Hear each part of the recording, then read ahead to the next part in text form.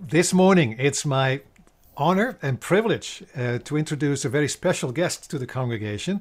It's Robert Massoud. He's the peace activist, the brain behind the Zatun products that we're so familiar with. And we'll be having a conversation on this Human Rights Sunday. We'll be having a conversation about Zatun and the role it plays in Palestine and the human rights situation or the lack thereof, and in with the Palestinian people. So Robert, thank you for making yourself present this morning for this conversation. I'm really enjoying, looking forward to do this. To start things off, an easy question: why olive oil? Okay. A very good question. But first, I'd like to say how much I appreciate the opportunity to speak to the congregation and to the good people of Halifax. I have a very dear spot in my heart for Halifax. And you said the brains behind Zatun. I like to think it's the heart behind Zatun. And I think human rights is really a heartfelt thing more than an intellectual thing. And this kind of really fits into why olive oil. Because olive oil speaks to the heart. It speaks to people at a different level of their being.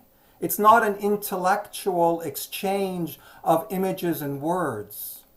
It's an experiential thing that hits us at a different level of our being, a very spiritual level. And there is very little that I can think of in the material world that it has more spiritual component than the olive tree, and the olive oil. It is a symbol of peace. It's a symbol of divinity. It's the symbol of warmth and of light. I mean, we're in the midst of Hanukkah, which is really a festival of light in the Jewish tradition. So olive oil cuts across so many dimensions and speaks to people. So that is why I really chose it, or I could almost say it chose me as a vehicle for Palestine to speak to people who are otherwise closed off from Palestine, not because they don't want to, but because the structures of our institutions and our medias and how power works has not allowed that voice to be spoken. So the olive oil is really, it's like a vehicle. It's a vehicle for not just my voice, but for the voice of all the supporters and people who do believe in a future based on human rights for Palestine to come to. And so that the olive oil is basically a friendly, non-threatening way to open the door to a conversation. And one of the great triumphs, I think, of Zatun is that many Jews will actually buy Zatun to take to their families and to their homes and to their festivals as a way to open the door to a conversation that they haven't been able to have. And to me, that's really the success, the glory, the triumph of Zatun, is opening doors and opening minds and opening hearts. And I think, of course, the life of Jesus has many stories and locations that are directly connected to olive oil, the Mount Mount of Olive, for instance. So that's it. It's a stroke of genius. Well, it's like I said, I don't think it's my own genius. I think it came to me. And as I was working with the olive oil over time, as you know, we started in 2004, was this realization that the olive carries the memory of Palestine. In those trees that are thousands of years old, what have they witnessed? Yeah. And the rootedness of the people, to those trees, to that land. And so that's why Palestinians weep so terribly when a tree is cut or destroyed. And at the same time, that's why Israel seeks to destroy them, is because they cut the memory off. And as we know, as human beings, as spiritual beings, we live in identity, we live in memory. And I would say even more so, the olive tree also carries the memory of Christ. In the way that you were saying, that the tree, an occurrence of the tree at many major points in the life of Christ.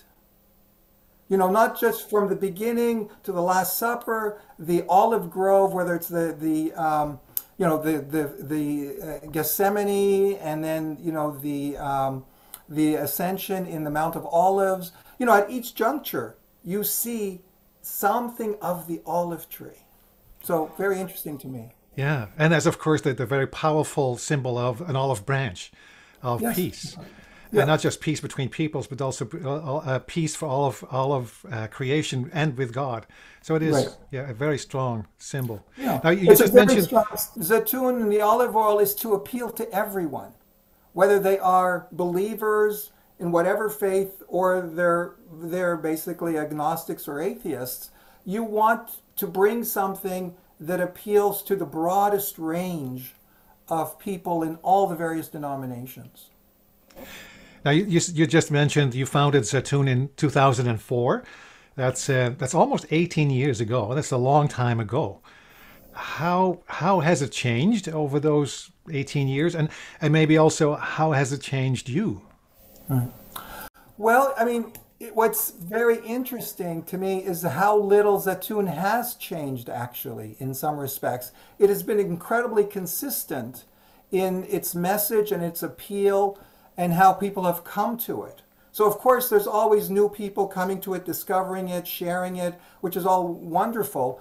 But from the very beginning, the idea, the vision was that Zatun would be a vehicle for connecting people, and that by that I mean Americans and Canadians, to Palestine. And that's been the mission throughout. It has not changed.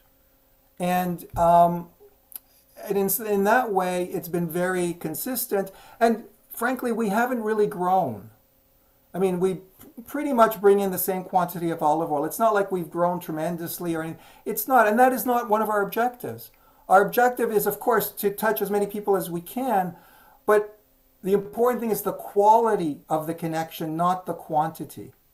So you wouldn't believe the amount of time I spend on actual relationships and speaking to people and responding to emails, because what's valuable is the quality of that relationship. And I think of Zatun really as an ambassador for Palestine. It has to speak for itself out of its own integral quality and its substance. And by that I mean that it's not a charity purchase. I mean, charity purchase or humanitarian purchase happens once and people don't come back. It has to have the quality of in itself so that people build, you know, an allegiance to it out of, you know, its integrity and what it stands for, as opposed to kind of a, like, as I said, a charity purchase or a guilt purchase. That's not what you want. And I'm very happy to say that Zatun has such a tremendous network of customer supporters in both countries, Canada and the United States, who are deeply loyal to Zatun. I mean, just to give you an example, over the summer I received an invitation from a woman in Colorado, and it was an invitation to her 70th wedding anniversary. So she's in her 90s, and she takes responsibility to bring Zatun into her congregation in Denver, Colorado, right? And this goes on and on. So when I receive these notes and these cards and these thank yous, I can't tell you how happy that makes me as a human being, not just as a peace activist or a Palestinian, but that there's this deep connection that is created. Now, in the United Church and in this congregation, St. John's, we are becoming increasingly, but more and more rapidly, becoming aware of the damage and the ravages that colonialism has caused and still is causing. And we're slowly beginning to see that there's a need for reconciliation with indigenous peoples. Now, in your opinion and from your perspective, could we say that there are parallels between Canada and Israel in that sense? Absolutely. And I think one of the most important developments of the last 18 years that Zatun has been around, so connecting it to the previous question, is this awareness of the parallels. And this has made all the difference for Palestine, is that the paradigm has shifted. The paradigm is no longer competing nationalism or competing narratives of a nation or an ethnicity. It has become much more clearly a question of settler colonialism. And now with these new glasses, it takes a whole new aspect, and all the fog that we've lived in about Israel-Palestine begins to lift when you see it as a clear case. In fact, the last case of settler colonialism. I mean, Israel came about in 1948 at the very close of the classic colonial period, especially the settler colonial period.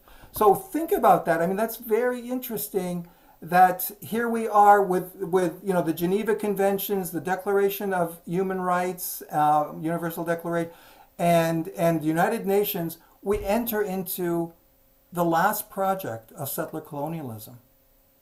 And that has not really come to the fore in a popular way until the last 10 years or so.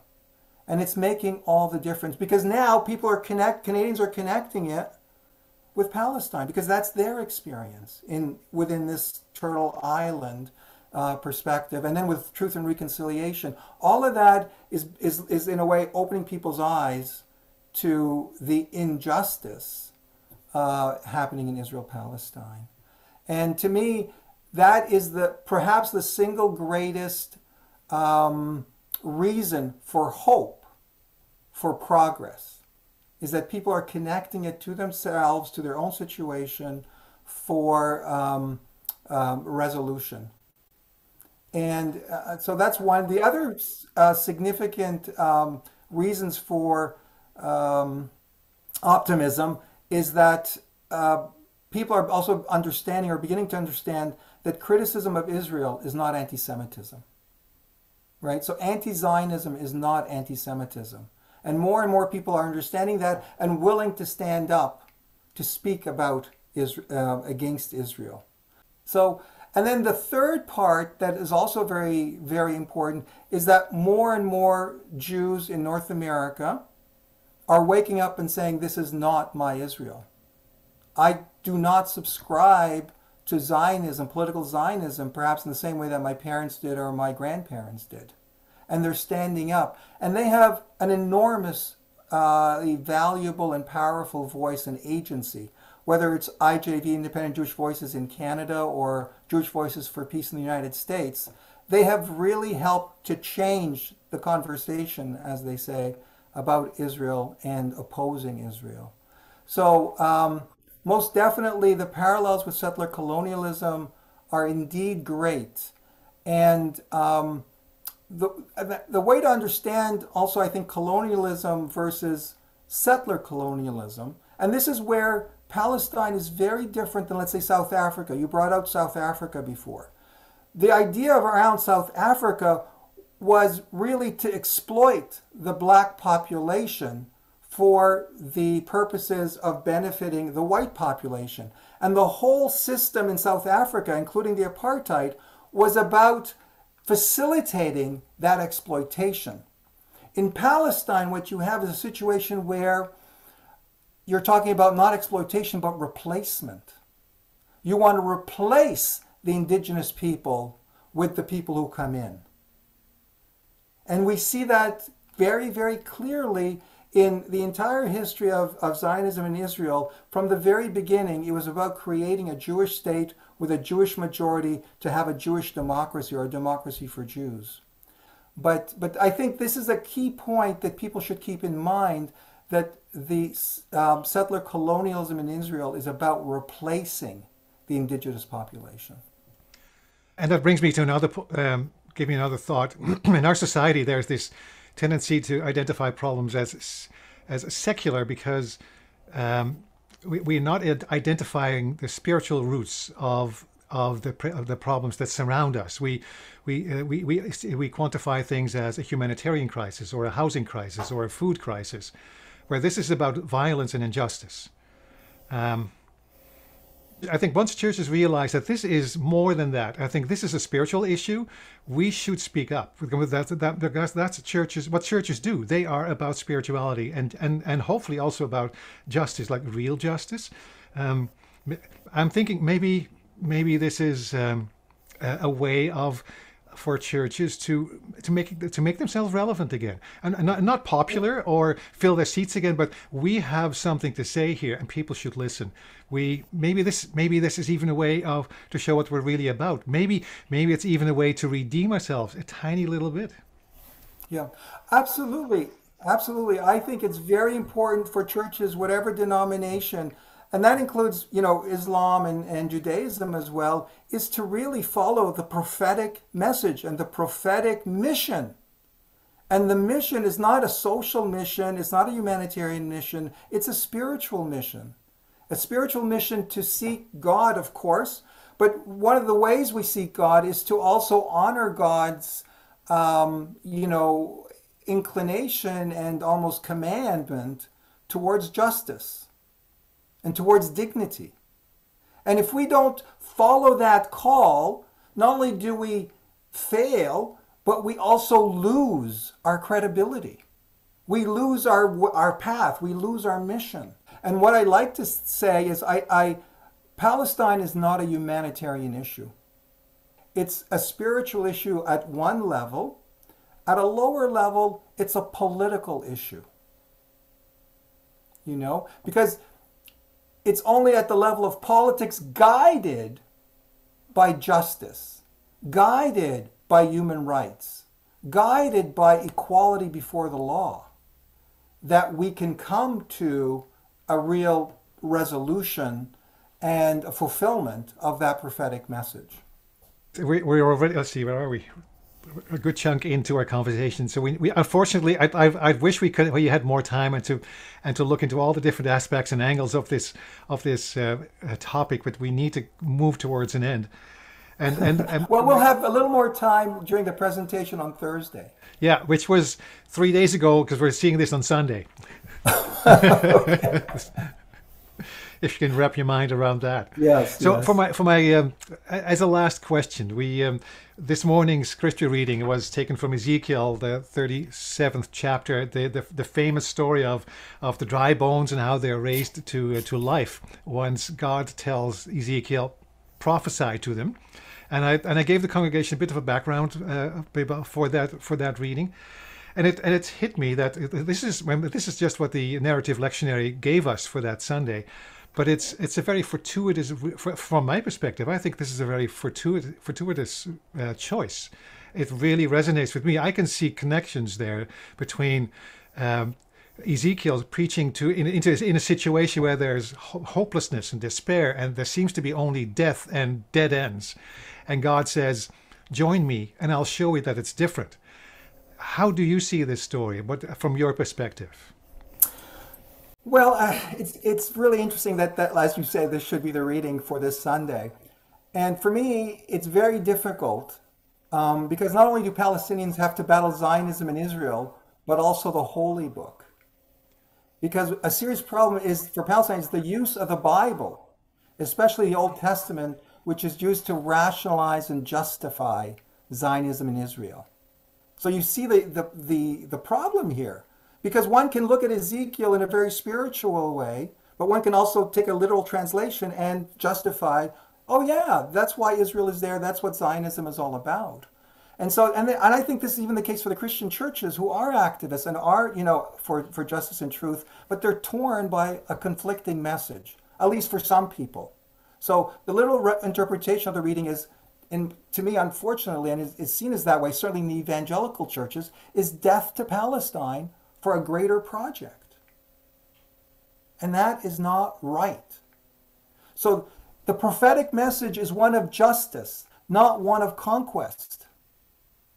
That's how I see it. When I read those passages, to me, I can understand people misreading them for conquest. I don't think St. John's has that problem. I'm sure. I'm sure. But maybe we. I mean, as speaking for churches, we need to hear those voices. We need to hear other voices who are teaching us, and maybe some Palestinian voices among them. Yeah. So, like for instance, so here it reads, "Breathe into these dead bodies, so they may live again as God's people, not settlers or oppressors of others." The prophetic is about challenging power, not justifying power. The truth of the readings is not the real estate, it is the spirit. I like to interpret the last line, I will put my spirit in you, and you will live again and return home to your own land. Then you will know that I, the Lord, have spoken, and I have done what I said. Yes, the Lord has spoken.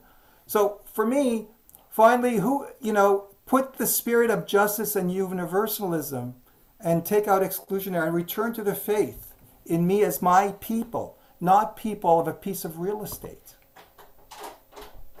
So I'm not a biblical scholar in any way, but I tend to seek the spiritual message, not the literal one. Thank you for giving me that perspective and that voice. It needed to be heard. Now, really, my last question, as you were talking about this, is there a particular Bible story that really resonates with you, where you say, yes, that's what it's all about? Okay, I'm glad you mentioned that. Actually, it is. There is one, and I've used it quite often, especially at United Churches, is the one by Habakkuk. And I don't know it offhand, but it's the one in Habakkuk where he talks about, injustice everywhere, and, there's nowhere to turn. And really, that's the real despondency. And the need to be relieved of that injustice and that, wickedness that surrounds. I wish I could read it to you. Could you just wait and I'll get it and we'll read it? Sure, absolutely. Yeah, I'll just pause the recording. Okay, hold on. I've got to find it. Sure, go ahead. Okay, here it is. Here you got it. It's Habakkuk 1. So if I could just say it, I guess. So this to me is really the human cry. And to me, there's a universalism about Palestine, and that's why it won't go away as an issue. It lives because of its universal message. O Lord, how long shall I cry for help, and you will not listen? Or cry to you violence, and you will not save? Why do you make me see wrongdoing and look at trouble? Destruction and violence are before me. Strife and contention arise. So the law becomes slack, and justice never prevails. The wicked surround the righteous, therefore judgment comes forth perverted. So to me, the job of religion, any religion, is to deal with that complaint, that lament. And Palestine is today's, you could say, poster child of this lament. And that's why it won't go away, and that's why we need to take it seriously. Amen. Thank you for that.